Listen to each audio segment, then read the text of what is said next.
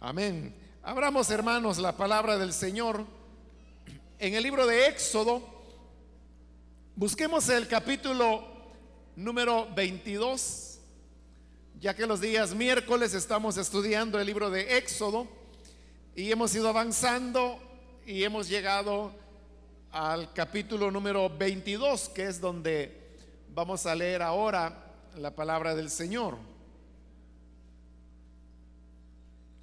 Dice el libro de Éxodo capítulo 22, del versículo 21 en adelante: no maltrates ni oprimas a los extranjeros, pues también tú y tu pueblo fueron extranjeros en Egipto. No explotes a las viudas ni a los huérfanos, porque si tú y tu pueblo lo hacen y ellos me piden ayuda, yo te aseguro que atenderé a su clamor. Arderá mi furor y los mataré a ustedes a filo de espada, y sus mujeres se quedarán viudas y sus hijos se quedarán huérfanos. Si uno de ustedes presta dinero a algún necesitado de mi pueblo, no deberá tratarlo como los prestamistas, ni le cobrará intereses. Si alguien toma en prenda el manto de su prójimo, deberá devolvérselo al caer la noche.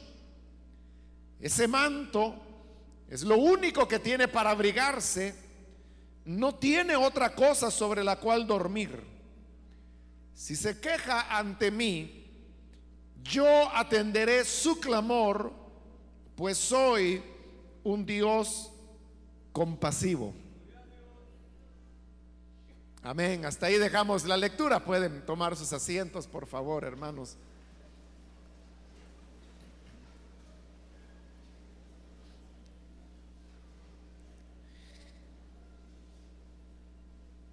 En estos capítulos que siguen al 20 del libro de Éxodo, nos hemos encontrado con varias normas y reglas de conducta que el Señor dio para el pueblo de Israel. He dicho ya en varias ocasiones que cada una de las normas que hemos ido cubriendo, y aún las que hemos leído ahora y las que siguen, todas ellas son un desglosamiento de las 10 palabras que el Señor pronunció y que nosotros conocemos como los 10 mandamientos. Es decir, que todas estas normas de convivencia que había en el pueblo de Israel era la puesta en práctica de los grandes principios que fueron presentados en las 10 palabras y que en su momento fuimos desarrollando cada uno de ellos. Ahora, las normas y las leyes a veces se agrupan en conjuntos relativamente extensos, desarrollando una temática particular. Pero a veces las normas se encuentran agrupadas en número mucho más limitado, como es el caso que ahora hemos leído, donde apenas pues son unos 4 o 5 versículos que contienen un bloque de normas que, si usted le puso la atención, habrá notado que tiene que ver con las normas de comportamiento que hay que desarrollar con las personas débiles. Y cuando digo débiles no me refiero de débiles físicamente, sino que débiles desde el punto de vista de la vulnerabilidad. Porque ahí está hablando, por ejemplo, de los extranjeros, de las viudas, de los huérfanos, de los pobres. Es decir, todas estas son personas que socialmente son vulnerables precisamente por su condición. Vamos a ir viendo cada una de las condiciones de ellos y por qué estoy diciendo que son vulnerables. Pero obviamente si son vulnerables, entonces se encuentran en una situación de peligro, porque son personas para quienes no se contempla un lugar dentro de la sociedad. Por eso es que también se le llama marginados, porque son parte de la sociedad, son un producto social, pero a la vez la sociedad los expulsa. Pero como la sociedad no puede deshacerse de ellos, entonces en ese movimiento de desalojo que la sociedad hace, los empuja y no les queda más remedio que habitar en los márgenes, es decir, en las orillas, sobreviviendo de las migajas o de lo poco que a esos márgenes pueda llegar. Entonces, como es vivir en los márgenes, por eso es que a estas personas se les llama marginados. Y usted verá que aunque estas palabras fueron escritas hace aproximadamente unos 2000 años, perdón, 2000 antes de Cristo, o sea, aproximadamente 4000 desde nuestra época, las cosas no han cambiado mucho, porque los débiles de entonces siguen siendo los mismos débiles de ahora. Y esto significa que las normas que aquí encontramos siguen estando vigentes, porque son normas de conducta ética que Dios espera de su pueblo. Es decir, uno no puede decir eso es parte de la ley de Moisés y por lo tanto eso es algo que ya está clausurado.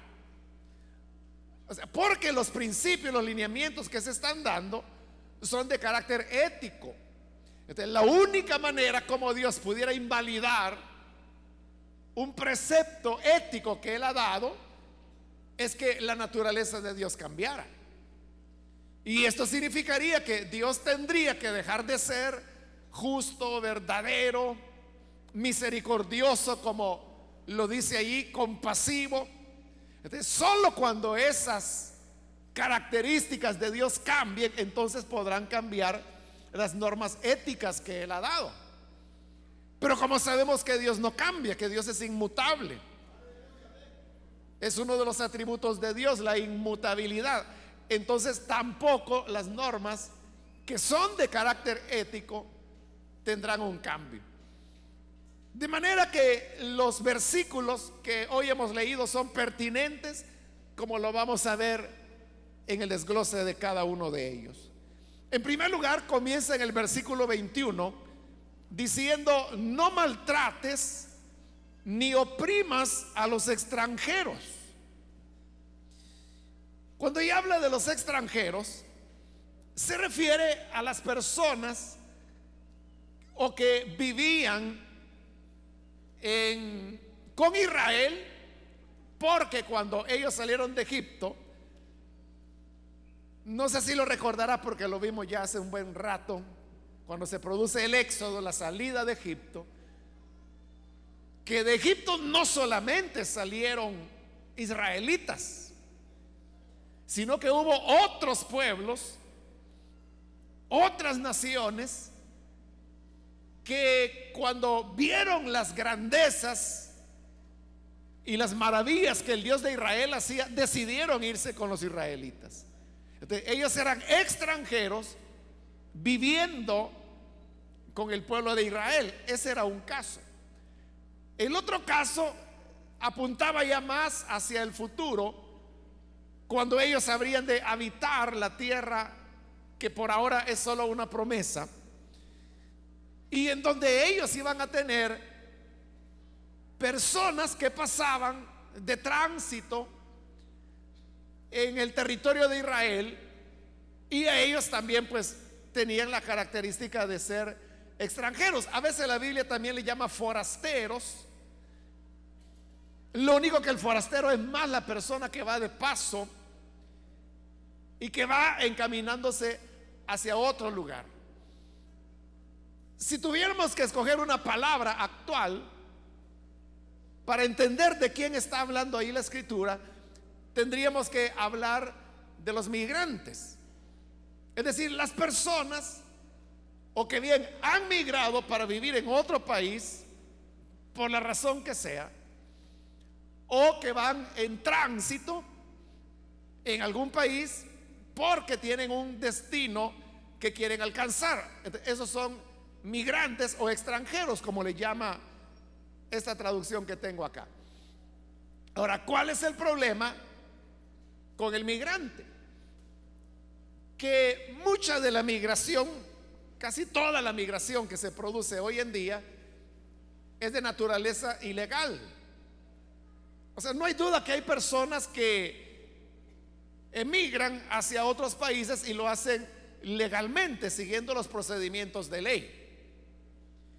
Obviamente, para poder cubrir esos procedimientos de ley es algo que las personas, las más necesitadas sobre todo, normalmente no los pueden alcanzar. Por ejemplo, toda la vida ha habido y hay programas de migración, por ejemplo, hacia Canadá. Es decir, la persona que quiera irse con su familia a vivir a Canadá se puede ir, y se puede ir legalmente. Pero el punto es que hay que llenar los requisitos. Y uno de los requisitos es que la persona que va para establecerse en Canadá tiene que ser un profesional. Eso es lo primero, tiene que tener un título universitario. Preferentemente aquellas carreras que Canadá está necesitando. Bueno, ese es un requisito. Otro requisito es que tienen que hablar muy bien el inglés.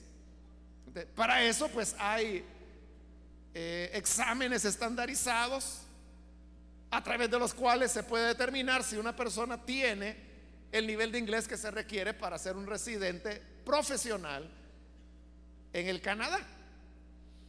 Ahora, pero no basta solamente con que usted tenga su título de profesional que ganó en la Universidad Chirajito hace 20 años, lo cual significaría prácticamente nada, sino que está bien que tenga su título. Pero entonces lo que hace el Canadá es que le hace una prueba, y es una prueba sumamente exigente, donde usted tiene que demostrar que realmente no solo tiene ese título, sino que es un profesional competente en el área en la cual usted obtuvo ese título. Y competente, no estamos hablando lo que la Universidad del Chirajito dice que es suficiente para que usted se pueda graduar, sino que competente de acuerdo a los estándares que ellos tienen, que es un país del primer mundo. Entonces, las personas que logran pasar por todas estas pruebas y cumplen los requisitos, entonces son contratados en el Canadá. Ellos van ya con trabajo, y quien los manda a traer es una empresa, cualquier empresa que necesite ese tipo de profesional. Entonces, las personas que se van no pagan nada, es decir, porque el boleto se los paga la empresa que los está contratando, a ellos y a su grupo familiar.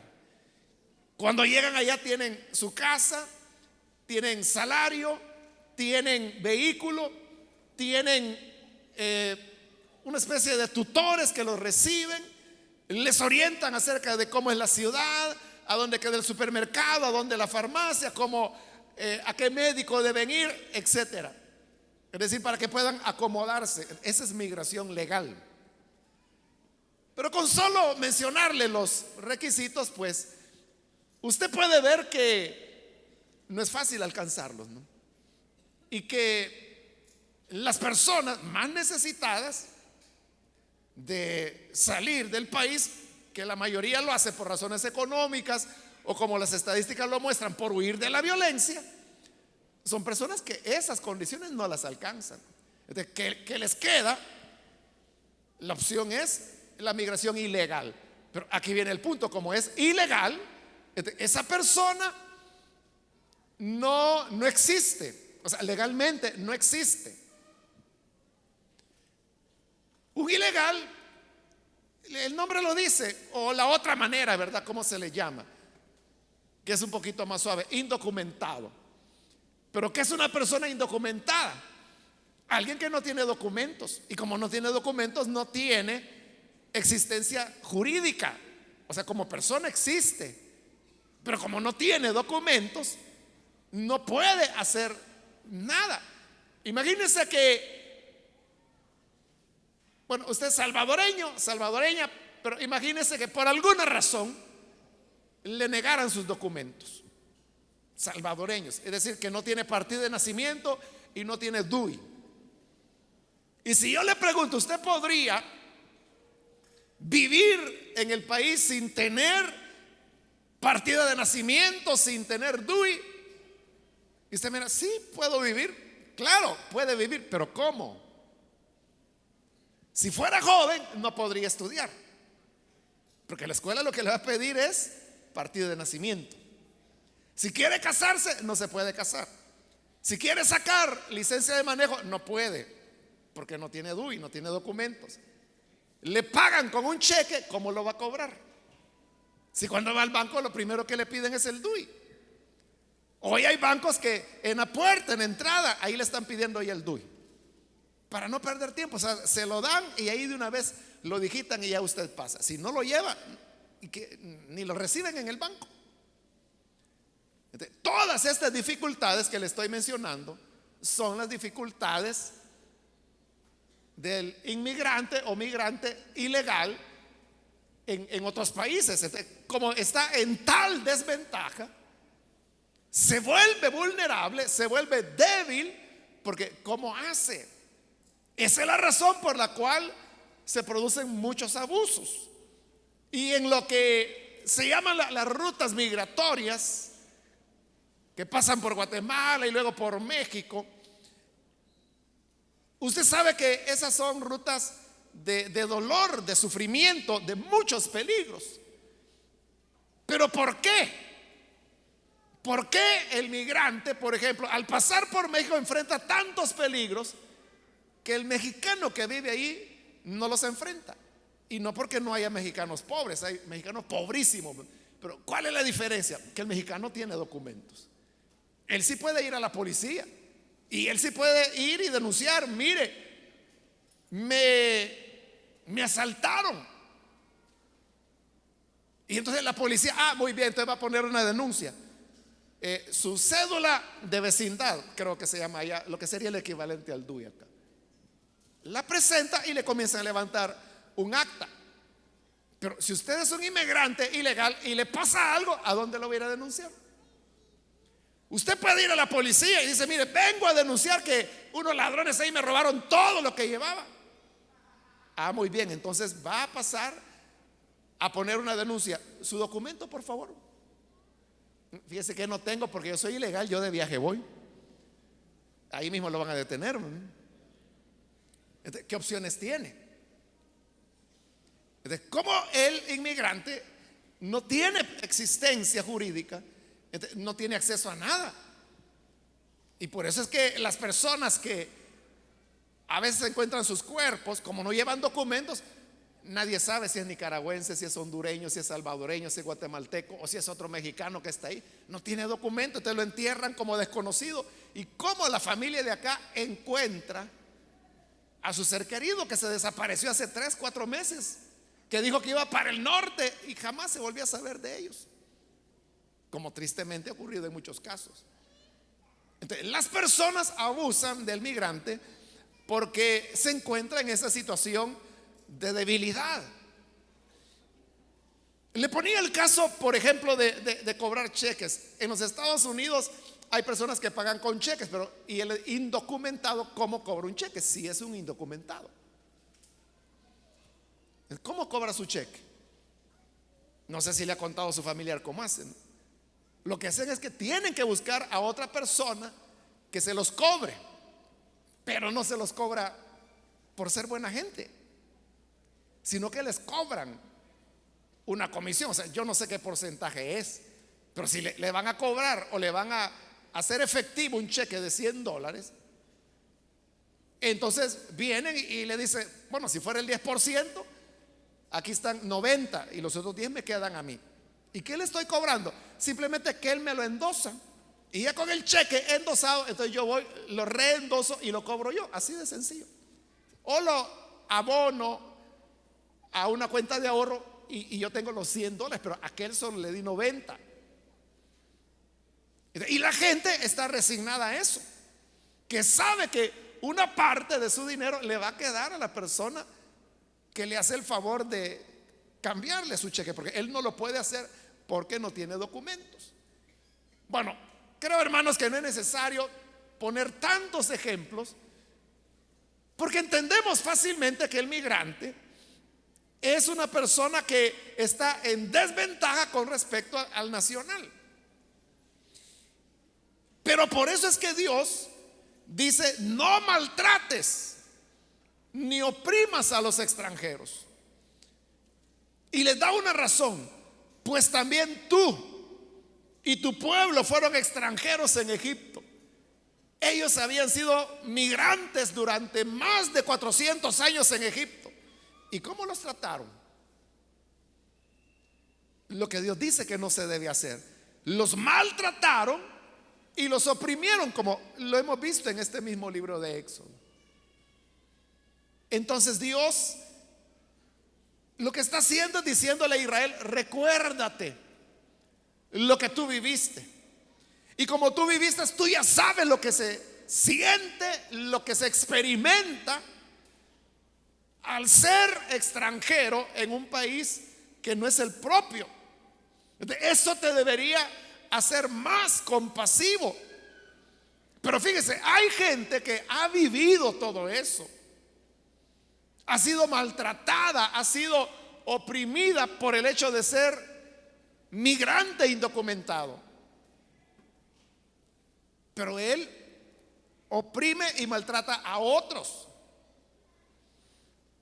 No me recuerdo si fue ayer o antier, pero una persona me platicaba de su familia y me decía que su familia, la meta de ellos es llevarse a toda la familia que tienen en El Salvador.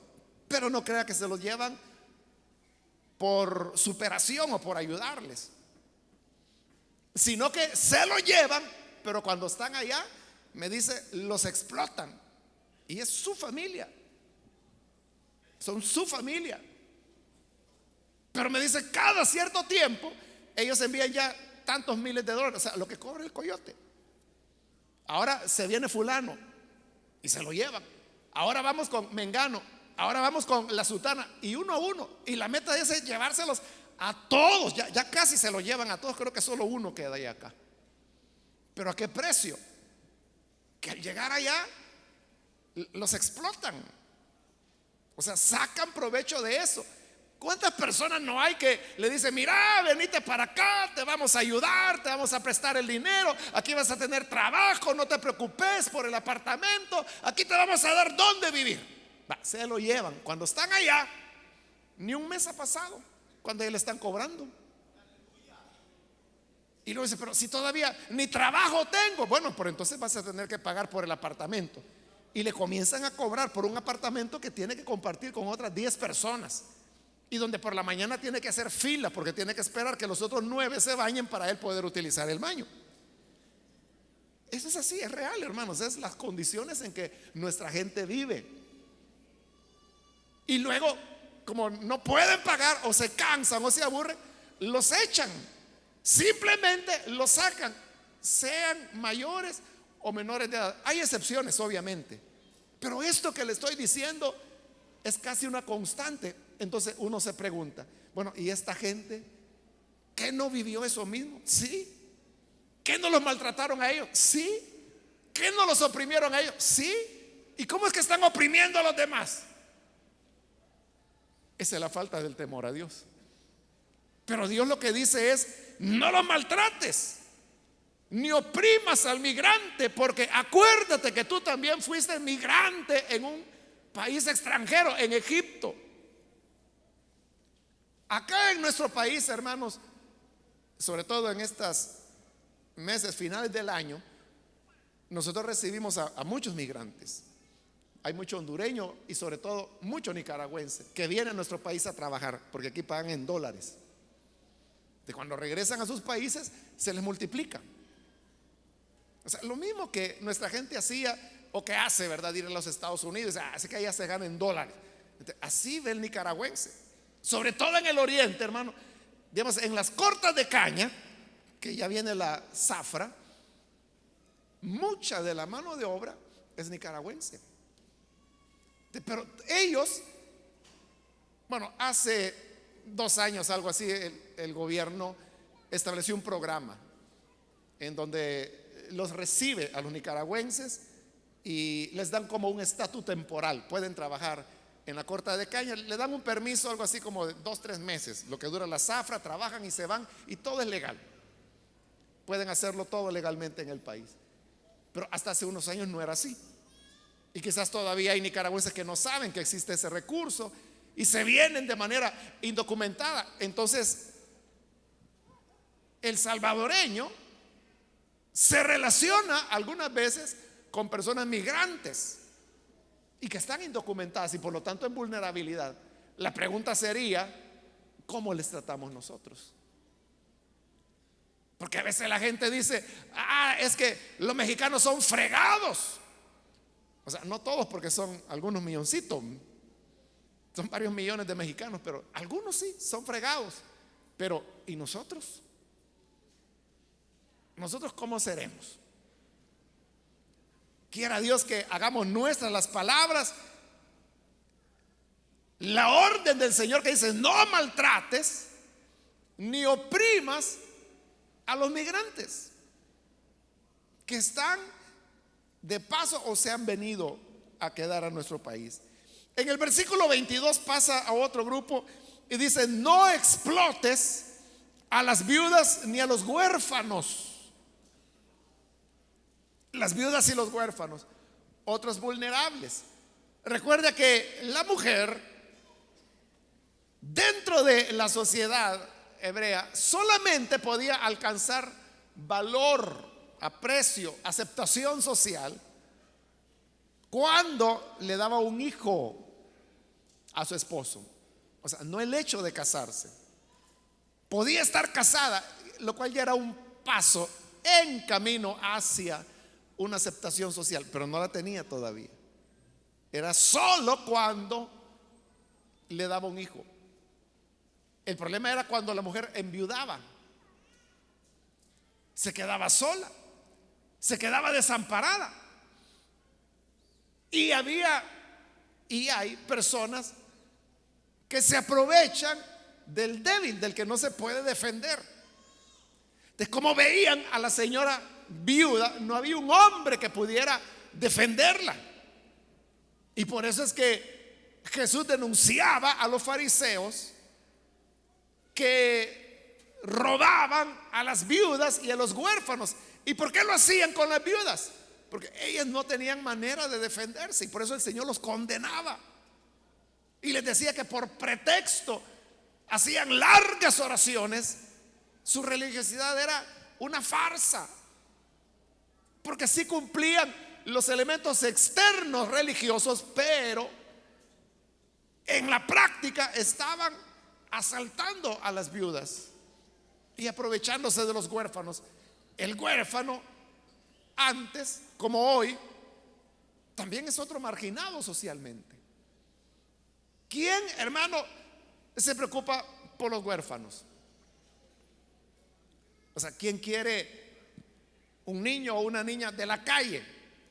La gente dice, pero si es que anda todo lleno de piojos y ha de ser huele pega. Si yo lo meto a la casa, capaz en la noche roba todo y cuando amanezco se fue y me dejó hasta la puerta abierta. ¿A quién le interesan los huérfanos?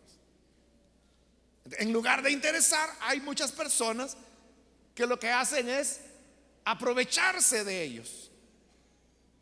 Y por eso es que la Escritura dice: no explotes a las viudas ni a los huérfanos. Hay personas que reciben niños y niñas, no es que sean huérfanos, sino que por el mismo tema de la necesidad, a veces los padres dicen: bueno, voy a dejar a mis niños que me los cuide el tío o que me los cuide el abuelo, y yo me voy a trabajar y yo me lo voy a llevar después.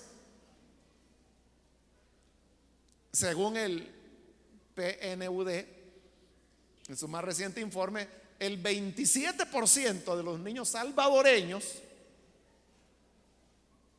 viven sin sus padres por razones de la migración. 27% son más de 835,000 niños y niñas en el país que no viven con sus padres. Y hay otro 40% que vive solo con uno de los padres. Entonces, mire qué tremendo. Ahora, estos niños que son dejados con otras personas, muchas veces son explotados, porque lo recibe la tía o quien sea, ¿verdad? La abuela o la vecina o el amigo del papá o la esposa del amigo. Bueno, pero dice, bueno, aquí no vas a estar de choto, ¿verdad? Así que mañana tempranito te levantás a hacer limpieza. Y le ponen a lavar los platos. Y para apurarte que tenés que ir a la escuela. Y va a la escuela. Y cuando regresa a la escuela, vaya, pues cambiate porque tenés que hacer el almuerzo. Y después tenés que lavar la ropa. Y después tenés que lavar al perro. Y después tenés que ir a limpiar el jardín. Y le comienzan a explotar. Es un niño, es una niña. Pero no solo le explotan a él, sino que le dicen allá al padre: ay, viera, la Marita, ¿cómo está de enfermita? ¿Por qué no manda algo? Quiero hacerle exámenes de laboratorio. Y allá el pobre padre, que se le parte el corazón, envía dinero y estos lo reciben y se van a comer pizza.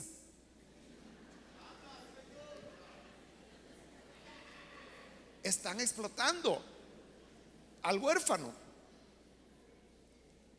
Claro, hay personas abnegadas que hacen lo que pueden, gracias a Dios por ellos, pero también están los que no lo hacen. Porque la idea es, están solos, los padres están lejos, son viudas, son huérfanos, o sea, no tienen quien por ellos. Como son vulnerables, esa es la naturaleza humana. El ser humano tiene una maldad que en lugar de proteger al débil, se aprovecha de él y comienza a maltratarlo, a golpearlo, a explotarlo, a abusarlo. O sea, porque es débil. Pero dice el versículo 23: si tú y tu pueblo explotan a la viuda o al huérfano y ellos me piden ayuda, yo te aseguro, dice Dios, que voy a atender el clamor de ellos. Si una viuda en su desesperación me pide ayuda, dice Dios, te aseguro que la voy a atender. Y si un huérfano o una huérfana me pide ayuda, le voy a oír. Mire, Dios inmediatamente se pone del lado del débil, del lado del migrante, del lado de la viuda, del lado del huérfano. Por eso es que bien dice la escritura que Él es el padre de huérfanos y protege a las viudas. Porque si lo claman, dice, yo le voy a responder. Versículo 24: arderá mi furor y los mataré a ustedes a filo de espada. Y entonces la cosa va a cambiar, porque entonces sus mujeres van a ser las viudas y sus hijos van a ser los huérfanos, porque los voy a matar a ustedes. Pero vea, lo que Dios está haciendo es un acto de justicia, porque la vida es así, hermanos. Le devuelve a cada quien lo que hace. Vea, en Egipto ellos fueron maltratados como migrantes y migraron porque tenían hambre. No había que comer en la tierra de Canaán. Se recuerda, 7 años de hambre, de una gran necesidad. Emigraron hacia Egipto y se quedaron a vivir ahí. Fueron ahí explotados, fueron ahí maltratados. Entonces Dios dice, bueno, a ustedes ya les tocó, ahora ustedes traten como les hubiera gustado que los trataran los egipcios. y que no lo hicieron. Pero Dios está diciendo, así les tocó a ustedes, ahora ustedes sean compasivos. Pero hablando de las viudas y de los huérfanos, dice, no te aproveches de la viuda y del huérfano, porque si me claman yo les voy a atender y te voy a matar. Y entonces tu mujer va a ser la viuda y tus hijos los huérfanos. Entonces, como no quisieron poner balance, entonces, para poner balance, Dios va a hacer a las mujeres del explotador viuda y a sus hijos huérfanos. Para poner equilibrio, lo que la persona da, lo recibe. No hizo compasión, no recibirá compasión. No atendió a la viuda, no la van a atender a su mujer cuando sea viuda. No cuidó de los huérfanos, sus hijos van a ser huérfanos. La justicia de Dios es que Él empareja las cosas. Y si no lo hacemos por las buenas, Él lo va a hacer como sea, pero lo va a hacer. En el versículo 25, si uno de ustedes presta dinero a algún necesitado de mi pueblo, no deberá tratarlo como los prestamistas, ni le cobrará intereses. Ahí tenemos otro vulnerable, y es el necesitado. La Reina Valera traduce el pobre. El pobre, ¿por qué es vulnerable? Porque es pobre. Usted sabe que el dinero abre muchas puertas, que son puertas que para el pobre no se abren. Entonces, el pobre afronta situaciones, dificultades que lo ponen en vulnerabilidad.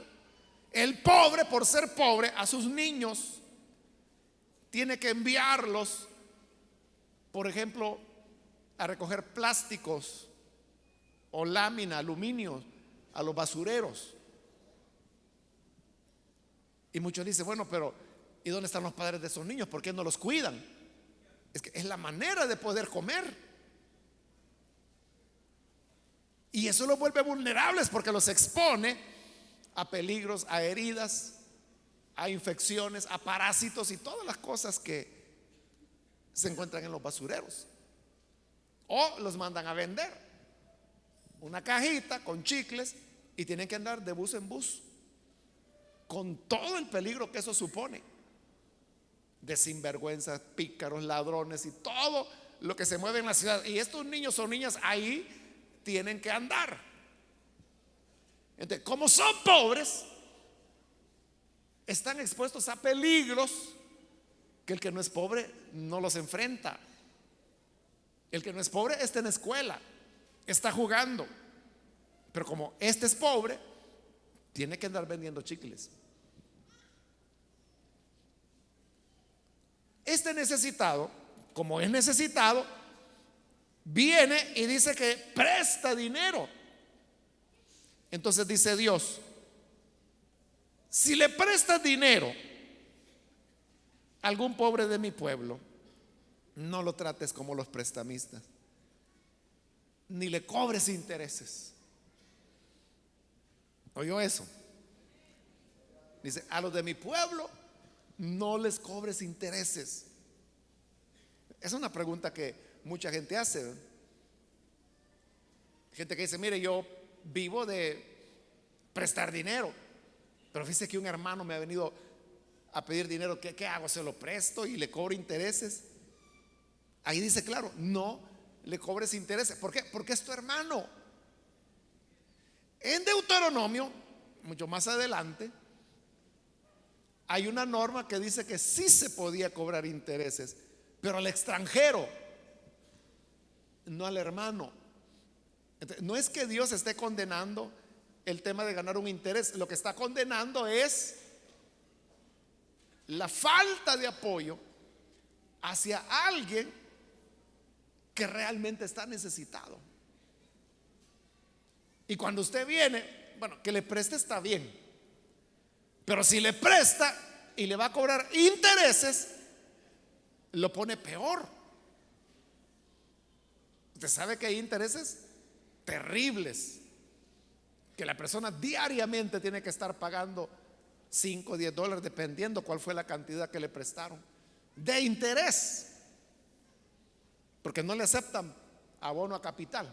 Tiene que juntar el dinero y pagarlo de una vez. Mientras no lo junta, diariamente ahí tiene que estar dando X cantidad de dinero. Y es de puro interés, puro interés.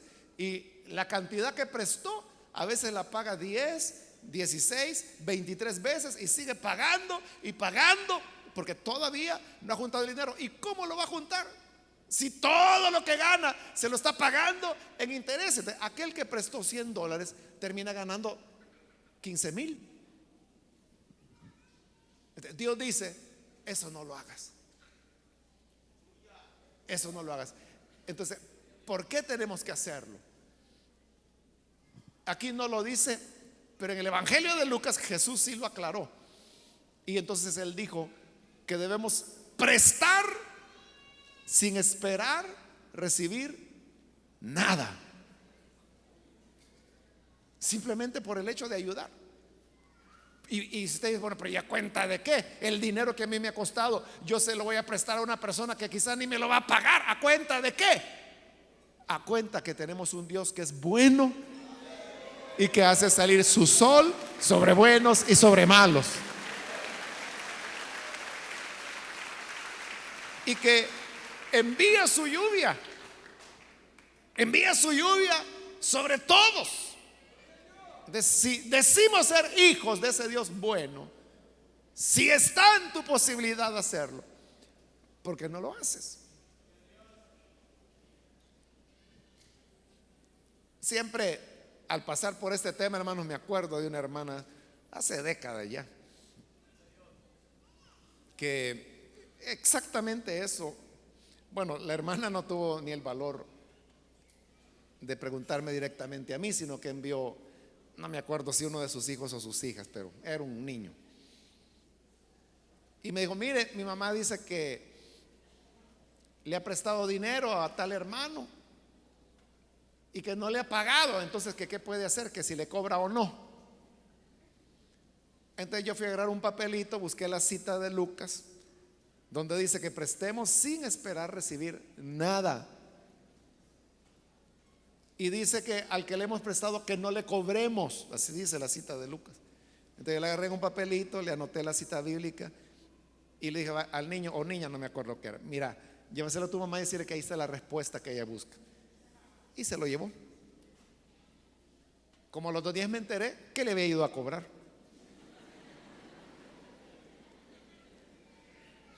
Entonces, mejor no me hubiera preguntado, ¿verdad? Pues sí, porque peor queda. Porque ahora ya sabía que el Señor dice que no hay que cobrarle. Ahora usted dice: pero mire, entonces voy a perder ese dinero. Pero todo aquello que supuestamente se pierde por causa de la obra, no se pierde. Es una semilla que uno sembró.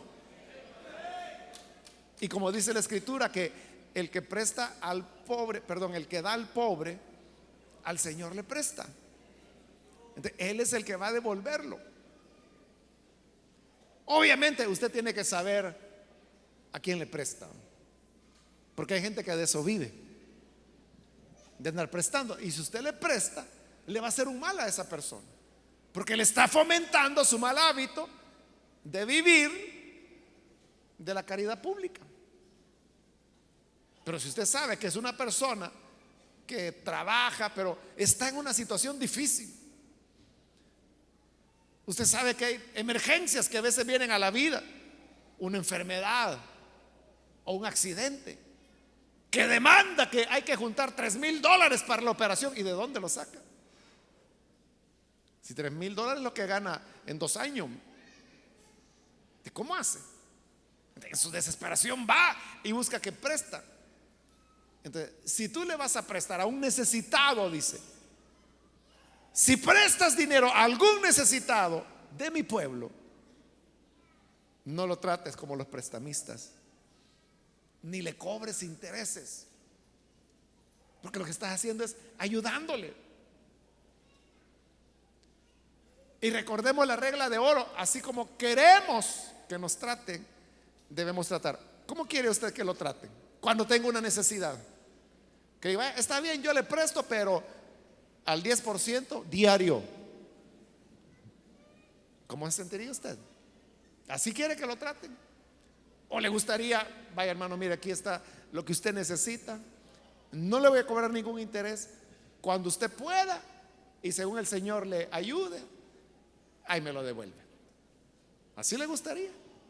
Eso haga entonces, porque todo lo que sembramos lo vamos a cosechar un día. Versículo 26. Si alguien toma en prenda el manto de su prójimo, deberá devolvérselo al caer la noche. Eso de la prenda, hermanos, es lo mismo que ir hoy en día a una casa de empeño, que usted lleva algo, una prenda sobre la cual le van a hacer un préstamo. Y hay gente que lleva electrodomésticos, relojes. Bueno, hoy con la tecnología, ¿verdad? Hay gente que lleva laptops y lleva teléfonos inteligentes. Tienen necesidad. Entonces dice, bueno, ¿cuánto me da por esto? Por esto le prestamos $40, que es algo que vale 500. Pero eso es lo que le dan, 40, vaya pues. Entonces, esa es la prenda. Pero aquí se pone el caso de una persona que va y pide un préstamo a usted. Y dice, si alguien toma prenda del préstamo que le ha hecho, pero la prenda es el manto de su prójimo, debe devolvérselo al caer la noche. Pero uno dice, bueno, ¿y qué garantía? Porque esa es como la garantía, ¿verdad? ¿Qué garantía tiene un manto? Es que se entiende que la persona es tan pobre que no tiene tierras para dar de prenda, no tiene una casa para dar de prenda, no tiene un asno para dar de prenda, no tiene ni siquiera un pollo. Lo único que tiene es el manto que anda puesto. Entonces dice, vaya, le voy a dejar mi manto pues. Pero dice, si te dejó el manto, cuando caiga la noche, devuélveselo. Pero fíjese, el manto es la garantía que le va a devolver lo que usted le prestó. Pero si usted le está devolviendo la prenda, usted se queda sin garantía ya. Pero ¿por qué hay que devolverle la prenda? Dice el 27, porque ese manto es lo único que tiene para abrigarse. El pobre no tiene otra cosa más que su manto. No tiene otra cosa sobre la cual dormir. Y otra vez, si se queja ante mí que aguantó frío esa noche porque le quitaste el manto, yo atenderé su clamor, dice el Señor, pues soy un Dios compasivo. Él sí va a tener compasión del pobre que dio lo único que tenía, su manto, y que por haberlo dado al caer la noche, en el clima templado de allá del Medio Oriente, un frío, que en medio de ese frío podía clamar y decirle, Señor, mira lo que me toca vivir. Y dice, yo lo voy a oír. Y otra vez Dios se pone del lado de él. Y entonces dice, me la voy a arreglar contigo, porque yo soy un Dios compasivo. Y como Él es compasivo, quiere que nosotros seamos compasivos también los unos con los otros.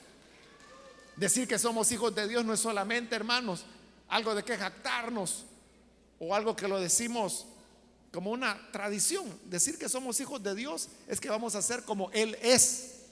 Y ahí dice, yo soy un Dios compasivo.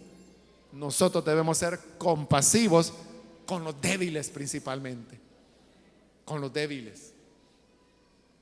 ¿Qué mérito tienes tú si tú le prestas dinero solo al que te puede dar una buena garantía? que dice, mira, aquí está las escrituras de mi casa vale $50,000, solo necesito que me prestes 500, y usted agarra las escrituras, y ahí qué virtud tienes, si eso hasta un banco lo haría, ¿no? Eso hasta el más caimán de los usureros acepta la escritura. Y entonces, ¿qué es lo que la fe ha hecho en ti? ¿Qué es lo que ese Dios compasivo que tú dices que es tu Padre ha provocado en tu corazón? Pero la cosa es aquel que no tiene más que el manto con el cual cubrirse. Entonces dice el Señor, si te da el manto, cuando veas que ya está cayendo la tarde y que comienza a refrescar, devuélveselo, para que así duerma abrigado y no me invoque a mí, porque si me invoca yo te voy a dar a ti una buena. Entonces Dios se pone del lado del migrante, de la viuda, del huérfano, del pobre, del endeudado que no tiene nada que poner en garantía más que la ropa que anda puesta. Usted sabe que hay gente que se aprovecha de esa gente muy necesitada. Los explotan, les pagan mal, los mandan a hacer las peores cosas, o incluso los explotan sexualmente. Y dice que no hay nada en la vida, si quieres algo tenés que ganártelo. Pero nuestro Dios, que es compasivo, Él nos da el aire, nos da la lluvia, nos da el agua, nos da el sol, todo a buenos y a malos. Nosotros también tenemos que ser compasivos los unos con los otros, porque dice el Señor, castigo sin misericordia habrá para aquel que no hace misericordia. Entonces, siempre que podamos, hagamos misericordia con el necesitado. No le vuelvas la espalda a la viuda, a la señora que puede parecer molesta y que usted dice, es que si viene 2 veces por semana siempre me está pidiendo. ¿Y qué opción tiene ella? Si es una anciana, es una viuda. Si usted dice, ¿y cuándo va a comenzar a trabajar? ¿Y cómo va a trabajar la pobre señora? Si ya ni puede con su peso. Siempre lo hará. Lo mejor es disponerse, que si se va a ayudar a alguien, hacerlo con todo el corazón, sin esperar recibir nada a cambio. Ni siquiera esperes que te den las gracias, ni eso. Pero no olvides que hay un Dios que lo ve todo, y que aunque sea un vaso que des a un pequeño, no perderás tu recompensa. El Señor te va a recompensar. Así es. Pero si niegas, aunque sea un vaso de agua, igual el Señor te lo va a cobrar, porque Él se va a poner siempre, siempre. Dios se pone del lado del débil, nunca del poderoso, siempre del débil. En Egipto, ¿quién era el poderoso? Faraón. ¿Y con quién estaba Dios? Con el esclavo, con Israel. Y aquí Él está diciendo que se va a poner del lado del migrante, del lado de la viuda, del lado del huérfano, del lado del pobre. Siempre va a estar del lado del débil. Así que cuidado cómo los tratas a los débiles, porque como dice el Señor en el capítulo 25 de Mateo, lo que a ellos les hiciste, a mí me lo hiciste. Te estás metiendo con el Señor cuando te metes con un migrante, con una viuda, con un huérfano, con un pobre. Entonces trátalo de la mejor manera, porque con eso mostrarás que en verdad eres hijo de Dios. Y así como trates, serás tratado. Vamos a orar, vamos a cerrar nuestros ojos y vamos a inclinar nuestro rostro. Antes de hacer la oración, yo quiero invitar,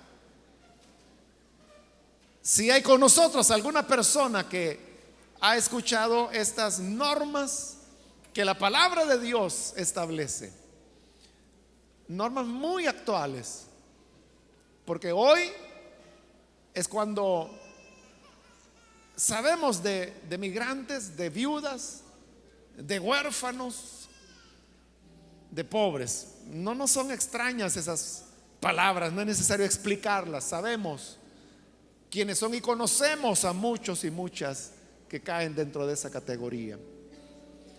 Pero ahora, ¿qué haces tú? ¿Qué haces tú?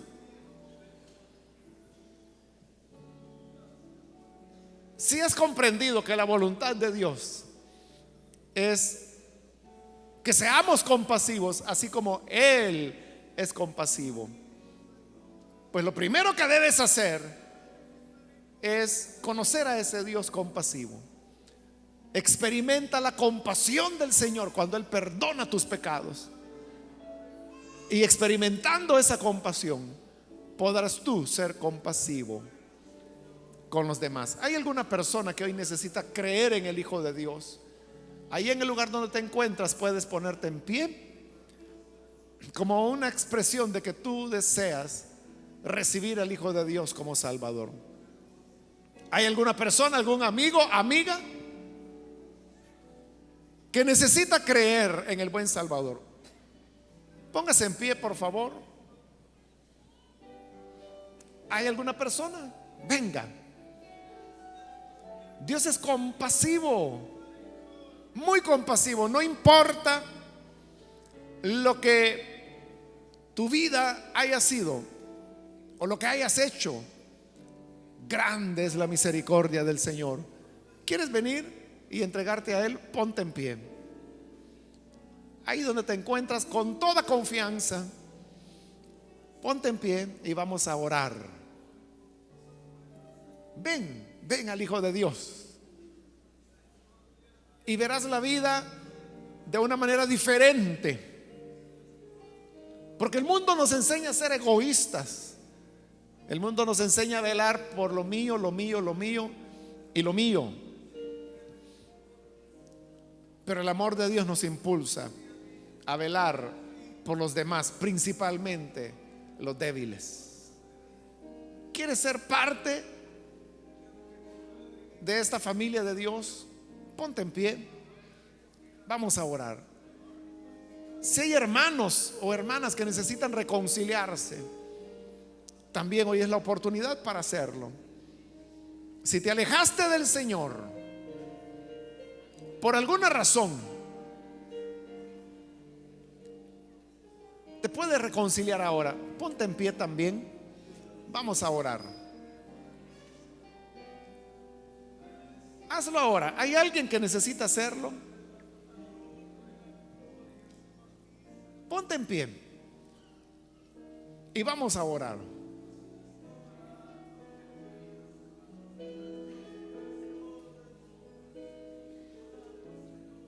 ¿Hay alguna persona? Venga ahora. Dios es un Dios de oportunidades y hoy te está dando la oportunidad de comenzar de nuevo. ¿Necesitas hacerlo? Vamos a orar.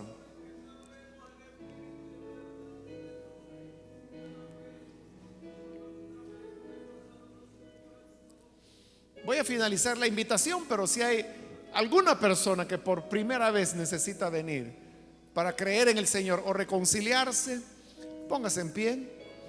Y esta fue ya la última invitación que hice.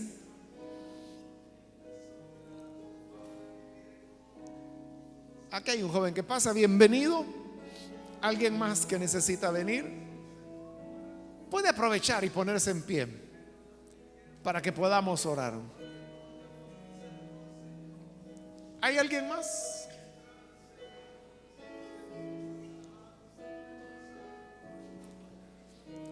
A usted que nos ve por televisión, le invito para que juntamente con esta persona reciba a Jesús como su Salvador. Únase con nosotros en esta oración. Señor, gracias te damos por esta persona, como también aquellos que a través de televisión y radio están ahora abriendo sus corazones para creer en ti. Tú, Señor, nos llamas a que seamos compasivos, así como tú eres un Dios que se compadece del débil y está siempre a su lado. Quédate, Señor, con aquellos que temen tu nombre y quieren hacer tu voluntad, apegándose a lo que tú deseas enseñarnos. Queremos vivir de acuerdo a esas normas de consideración, de amor, de misericordia, de compasión por los débiles y por los marginados. Ayúdanos para que no seamos parte de la maquinaria del mundo que oprime y maltrata al débil, sino que podamos ser luz en las tinieblas y marcar la diferencia.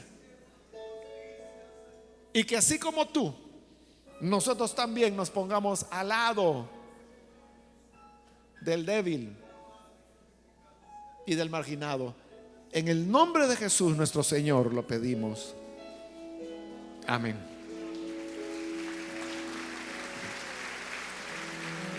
Amén.